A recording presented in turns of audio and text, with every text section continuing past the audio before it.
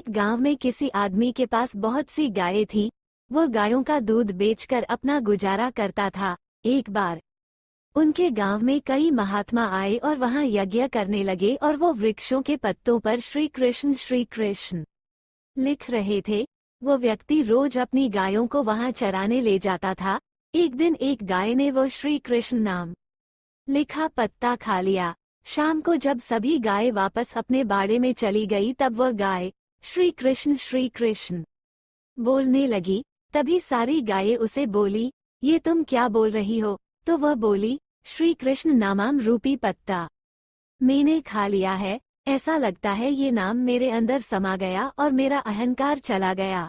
ऐसा कहकर वह गाय श्री कृष्ण नाम जपती रही। सभी गायों ने निर्णय लिया कि इसे अपनी टोली से बाहर कर देते हैं। सुबह जब व्यक्ति आया तो उसने देखा कि वह गाय बाड़े के बाहर खड़ी है, तो वो उसे वापस बाड़े के अंदर करता है, परंतु बाकी की गाय उसे सींग मारकर वापस बाड़े के बाहर कर देती है।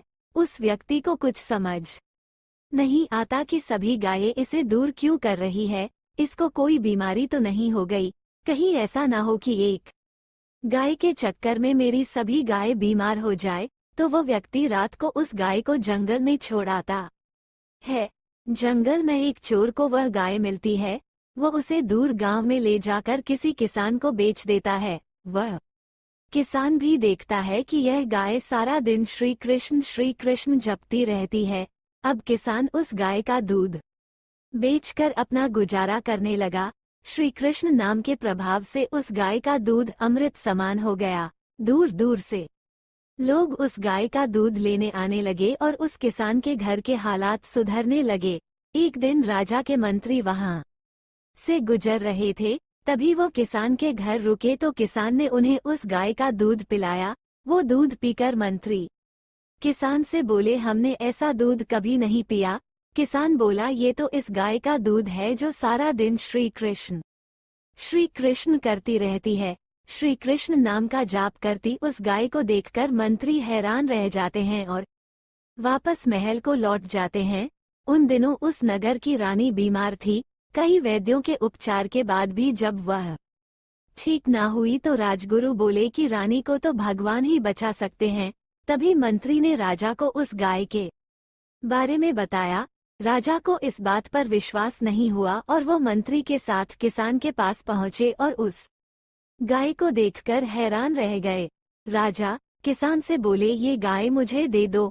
किसान हाथ जोड़कर राजा से बोला, महाराज, इस गाय के कारण मेरे घर के हालात ठीक हुए हैं। मैं ये गाय यदि आप दे दूंगा तो मैं फिर से भूखा मरने लगूंगा। राजा बोला, मैं आपको इस गाय के बदले इतना धन दूंगा कि आपकी गरीबी दूर हो जाएगी। तब किसान ने खुशी खुशी गाय को राजा को दे दिया। अब वो गाय महल में रानी के पास रहती है और श्री कृष्ण नाम का जाप करती रहती। श्री कृष्ण नाम के जाप को सुनने से और उस गाय के अमृत रूपी दूध को पीने से रानी की सेहत सुधरने लगी और धीरे धीरे वह ठीक हो गई। अब गाय राजमहल में राजा के साथ रहने लगी। उस गाय की संगत में सारा गांव श्री कृष्ण नाम का जाप करने लगा। पूरे महल में और पूरे नगर में श्री कृष्ण नाम का जाप गूंजने लगा। श्री कृष्ण नाम के प्रभाव से एक पशु राजमहल के सुखों को भोगने लगी। इसी तरह श्री कृष्ण नाम के जाप से मनुष्य भी भवसागर से पार हो सकता है।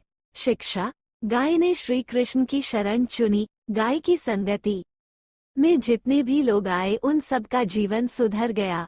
इसलिए ऐसे संगति चुनिए जिससे आप जीवन आगे बढ़े और ऐसे व्यक्ति बनी है जिसकी संगत में सब रहना चाहे। आपकी संगत का असर दूसरों पर अच्छा प्रभाव डालें। दोस्तों, मुझे उम्मीद आप लोगों को ये कहानी पसंद आई होगी और भी मजेदार कहानियाँ सुनने के लिए चैनल को फॉलो करें और बेल आइकन को प्रेस करना ना भूलें। Thanks for watching. Like and subscribe and follow. Please support the channel Stories World.